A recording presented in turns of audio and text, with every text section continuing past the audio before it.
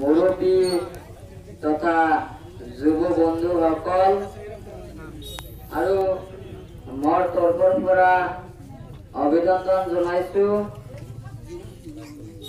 মই ৪ নং দুবৰী লোকসভা নিৰ্বাচনত প্ৰাৰ্থী। মই আজি এই বয়সত কিয় ইলেকশ্যন খেলিব লাগে, মই এজন ইয়ং বয়সত খেলিব লাগে, এইখন মই ক'বলৈ আগবাঢ়িছো যে মই ভাৰত স্বাধীনৰ পিছৰ পৰাই ধুবুৰী সমষ্টি পিছপৰীয়া সমষ্টি এই সমষ্টিৰ কাৰণে কেতিয়া মাত মাতা নাই। বিভিন্ন সমস্যাত বিভিন্ন ধৰণত ভুগি আছো। আজিৰ এজিবিৰ কালৰ পৰাই আমি টি ভোটাৰ ওলাই আহিছে। আমাৰ এই টি ভোটাৰ সমস্যা সমাধান হোৱা নাই। কংগ্ৰেছক আমি জিকাইছো, কংগ্ৰেছে আজি আকৌ কি কৰিলে, আকৌ বেছিকৈ টি ভোটাৰ পেলাই থৈ গৈছে। ডিটেনশ্যন কেম্প কোনে বনাইছে? কংগ্ৰেছে বনাই থৈ গৈছে। তাৰপিছত আমি পাইছো বিজেপি আহিলে অসমত। বিজেপি আহোঁতে কি কৰিলে, আজি আমাৰ NRCৰ কাম আৰম্ভ কৰিলে। অসমৰ মুছলমান বাংলাদেশী এনেকুৱা এটা ঘোষণা কৰিলে।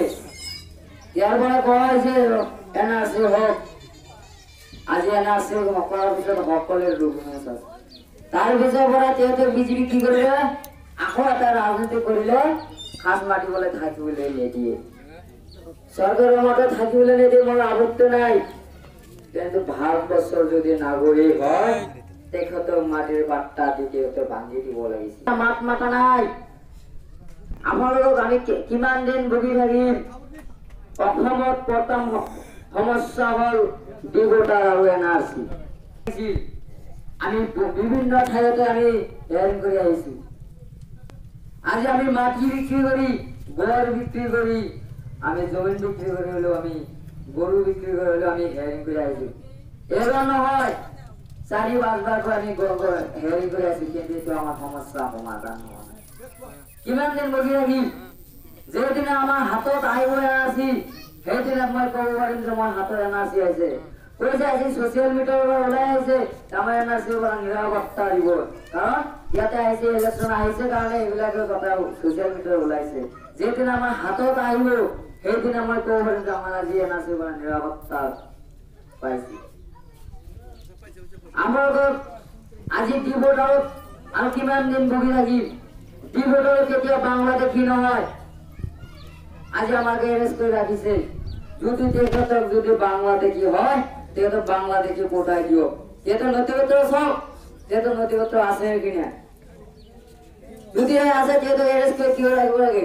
যদি নাই তেখেতক বাংলাদেশী কোটায় দিও, সে মুসলমান হোক বা হিন্দু হোক। এটা কেতিয়াও করা নাই। তেখেতক এরেষ্ট করে রাখিছে বিজেপি সরকার। আকৌ যদি বিজেপি আহে তেখেতক চলো এটা দিছে যে আকৌ যদি বিজেপি সরকার হয় তেনেহলে বাবুল মসজিদটো ভাঙি আগৰ ৰাম মন্দিৰ বনাবলৈ কাৰণে বিচাৰি আছে। আমাৰ ইয়াৰ পৰা বিজেপি এৰি দিব লাগিব। আমি কংগ্ৰেছক দেখিছো আজি আমাৰ টি ভোটাৰটো ওলাইছে। টি ভোটাৰ আমি মাটি জমিন বিক্ৰী কৰি আমি কেইটামান টি ভোটাৰ কোনোবা সমস্যা সমাধান কৰিব পাৰিছে, কোনোবা নোৱাৰিছে। আজি আমাৰ মানে দুখীয়া আটাইতকৈ আমাৰ দুখীয়া মানুহে বহিছে বেছিভাগে। আজি আমি দেশৰ উন্নতিৰ কথা কি কম? যে আমার সমস্যা ভুগেছে এইটো সমস্যা যদি সমাধান নহয় আমি উন্নতি কি করি? আজি আমি রাস্তাঘাট স্কুল কলেজ যে আমি কি করি? আমার দেশৰ বাহিন্দাৰ হব লাগিব। আজি আমি বহিৰাগত বলে সমাধান কৰি আছে। আমি ইউটিউবে জিকাইছো আমাৰ 10 বছৰত আমাকে কি কৰিছে? একো কৰা নাই। আজি আমাৰ আবু তাহেৰ ব্যাপাৰী তেখেতৰ যে কংগ্ৰেছৰ পৰা টিকিট লৈছে, এবাৰ কংগ্ৰেছত এবাৰ বিজেপি, আকৌ কংগ্রেস আকৌ বিজেপি। আজি যদি আমার ভারতবর্ষ যদি বিজেপি সরকার হয় আবু তাহের ব্যাপারে আকৌ আমার বিজেপি সমর্থন করিব। কি করেছে? আমার দুঃখের কথা কোনোবার একটা মাত মাতিছে, কোনো একটা মাত মাতা নাই। আমি ইউটিউবে জিজ্ঞাসু হয় বদরুদ্দিন আজমল 10 বছৰত 413টা দাবি উত্থাপন করেছি, কিন্তু এটাও কার্যকরী হওয়া নাই। কারণ তেহেতর যে রাজনীতি করে আছে তে নিজের হাতের কারণে করেছে তেহেতর বিজনেসের কারণে তেহেতর রাজনীতি চলে আছে আজি আমার বিটিসি আজি ইপিভিএল আছে তেহেতর লগত চারিটা সংগঠন আছে এটা হলো এফসু এনডিপিপি এনডিপিআর আর জিএমসি এই চারিটা সংগঠন মিলে তেহেতর একটা রাজনৈতিক দল ওলাইছে ইপিভিএল আপোনালোকে ইন্টারভিউ নিচিনা আপোনালোকে গম পাইছে যে হাজাৰ হাজাৰ মানুহ হত্যা কৰিছে এই আমাৰ এই চাৰিটা সংগঠনে কৰিছে আমি ইয়াৰ পৰা কোনো বিচাৰ পোৱা নাই আৰু তেখেতৰ লগত বদৰুদ্দিন আজমল তেখেতৰ লগত এলায়েন্স হ'ল তেখেতৰ বিটিচি লাগে তেখেতৰ আমি গম পাওঁ যে তেখেতৰ বিটিচি লাগে তেখেতৰ আমাৰ দুখৰ কথা ভাবিব কেতিয়াও নাভাবে আজি বদৰুদ্দিন আজমল দিল্লীতে কেইদিনমান আগতে কৈছিল যে আমাৰ সালাফি আফিদা বা আহলে হাদিস মানুহবিলাক টেৰৰিষ্ট বুলি কৈছিল যে কলেমা পঢ়া মানুহক উগ্ৰপন্থী বুলি দিল্লীতে উত্থাপন কৰিছিল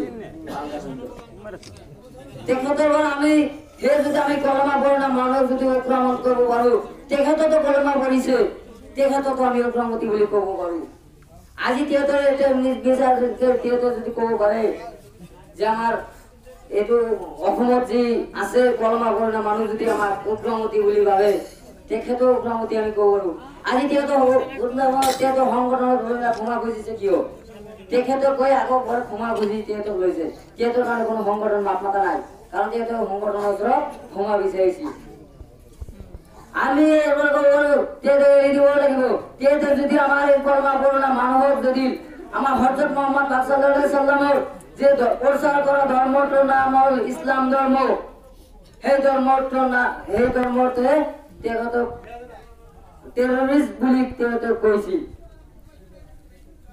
তেখেতক আমি কলমা পঢ়াটো হ'ল উগ্ৰপন্থী আমাৰ এইটো আমাৰ আকৌ কি কৰিব আজি অসমত বিজেপি চৰকাৰ কোনে বনাইছে একমাত্ৰ ইউডিএফ বনাইছে 2015 চনত কৈছিল আপোনালোকে আমাৰ লগত এলায়েন্স হওক গোপনীয় মিত্ৰতা নহ'লে আপোনাৰ কিবা অসুবিধা হ'ব আৰু এটা সংগঠনৰ পৰা কৈছিল এইটো হ'ল এবিএমচু যে আপোনালোকে এলায়েন্স হ'ব লাগে লাভবিলাক কেতিয়া ভয় নকৰিছিল তেখেতৰ কাৰণে লাভবিলাক যে হত্যাকাৰী হৈছে কিন্তু বদৰুদ্দিন আজমল মৰণৰ ভয় কৰি তেখেতৰ লগত এলায়েন্স হয় তেখেতক অসমত তেখেতক আমাৰ বিজেপি চৰকাৰ আহোঁতে আমাৰ বিভিন্ন সমস্যাত আমি ভুগি আছো আমি কিমান দিন আৰু ভুগি থাকিম কিন্তু আমাৰ দুখৰ কথা মাত মাতা নাই আমাৰ ইয়াৰ পৰা ক'ব পাৰো নদী ভাঙা যেটা আছে আমাৰ গহনীয় সমস্যাৰ কাৰণে কেতিয়া বদৰুদ্দিন আজমল সাহেব মাত মাতা নাই তেখেতক আমি যদি এমপি বনাইছো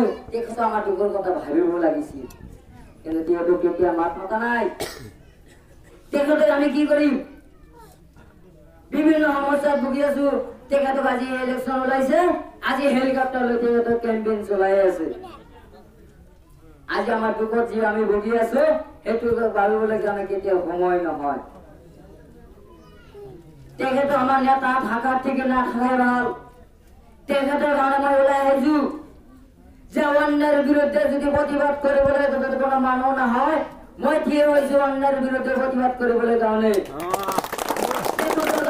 মোৰ মৃত্যু হয় মই হাজু আছো মৃত্যু হবলৈ কাৰণে মই মৰণ থেকে কেতিয়া ভয় নকৰো আজিও আমাৰ মৰিব লাগিব আমাৰ কালি হলেও মৰিব লাগিব মই যুদ্ধে যুঁজি মৰিম মই কেতিয়া ভয় নকৰো হাজু আছো মই দাফনত লাভ কৰোঁ সোমাবলৈ কাৰণে মই হাজু আছো গুলিয়াই মাৰক কোনোবা যদি আছে মই কেতিয়া ভয় নকৰো মই দেশপ্ৰেমিক হিচাপে যাম মই অন্যৰ বিৰুদ্ধে প্ৰতিবাদ কৰি আহিছো আৰু মই যিমান দিন জীয়াই থাকিম অন্যৰ বিৰুদ্ধে প্ৰতিবাদ কৰি থাকিম এইটো আমাৰ হাজু আমি অসমত অকল মুছলমান নহয় হিন্দু মুছলমান সকলোৱে ৰৈ যাতে মই যি দুখত ভুগি আছে এই দুখৰ কথা যেন আমি চিন্তা চৰ্চা কৰিব পাৰো যি সমস্যা আছে এই সমস্যা যাতে সমাধান কৰিব পাৰো সকলো জাতিক লৈ যাতে মই আগবঢ়াই যাব পাৰো সকলো জাতিক লৈ আমি নিৰাপত্তা দিব পাৰো এইখিনি আমাৰ লক্ষ্য আৰু উদ্দেশ্য